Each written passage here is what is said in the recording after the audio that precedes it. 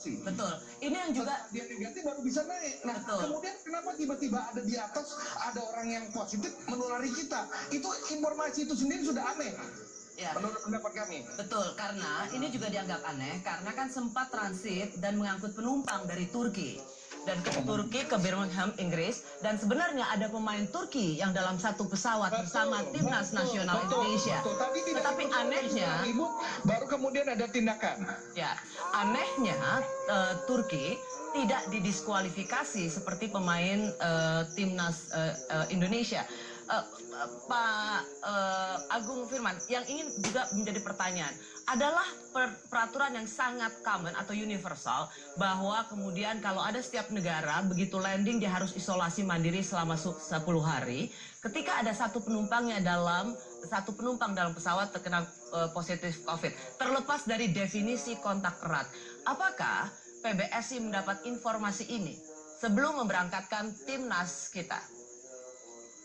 Ya, kita tidak mendapatkan informasi ini karena kami mempunyai keyakinan bahwasanya kalau dalam pesawat itu kan sebelum naik ke atas pesawat orang harus dilakukan tes PCR terlebih dahulu, dan kalau dia tidak negatif dia tidak bisa naik ke atas itu.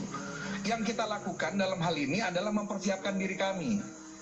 Kan kita kan melakukan apa yang kita lakukan untuk dalam wewenang kita, yang menjadi ruang lingkup wewenang kita, yaitu mempersiapkan supaya kita sehat.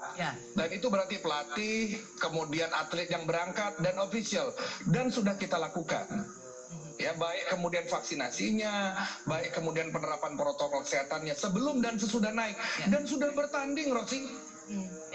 Jadi sudah bertanding. Saya ingin mengkonfirmasi ya Pak Agung Firman, artinya secara internal kita sudah melakukan upaya sebaik mungkin, kita sudah para pemain sudah diprioritaskan untuk mendapat vaksin 2 kali, PCR sebelum take off, dan kemudian landing juga PCR dan negatif, hanya karena satu orang dalam pesawat itu dari pemain Turki.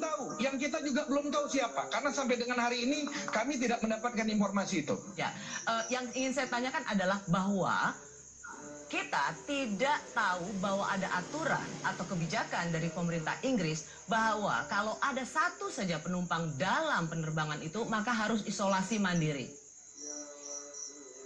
Itu satu hal. Dan kemudian ada hal yang lain lagi. Ada 7 pemain yang tadinya terindikasi positif, bukan kemudian dia di-ban atau didiskualifikasi, tapi diberikan kesempatan untuk tes PCR mandiri. Tes sendiri. Dan tetap bisa tanding. Dan kemudian tanding, entah hasilnya apa, kemudian dia tanding. Ini benar-benar sebuah perlakuan yang menyesak. Ini belum semuanya ini yang harus diketahui sama rakyat. Itu belum termasuk pemain-pemain kita yang sehat. Kemudian harus naik tangga ke atas. Itu belum termasuk mereka yang tidak boleh naik bus. Mereka harus jalan. Pak Agung Firman, begini. Tadi waktu dalam press conference, Pak Agung Firman mengekspresikan ini dengan sangat lugas, loud and clear. Tapi kemudian saya juga mendengar Pak Agung Firman, nggak ada yang salah dengan BWF gitu. Padahal para atlet mengatakan BWF harus bertanggung jawab. Tidakkah Pak Agung Firman sebagai ketua PBSI juga harus meminta pertanggungjawaban BWF supaya adil terhadap atlet-atlet Indonesia? Saya kira ini proses sedang berjalan. Kami sedang berkomunikasi dengan BWF tentang tindak lanjutnya seperti apa. Kan informasi yang kita dapatkan, kan yang kemudian menyatakan boleh dan tidak boleh kan bukan BWF-nya.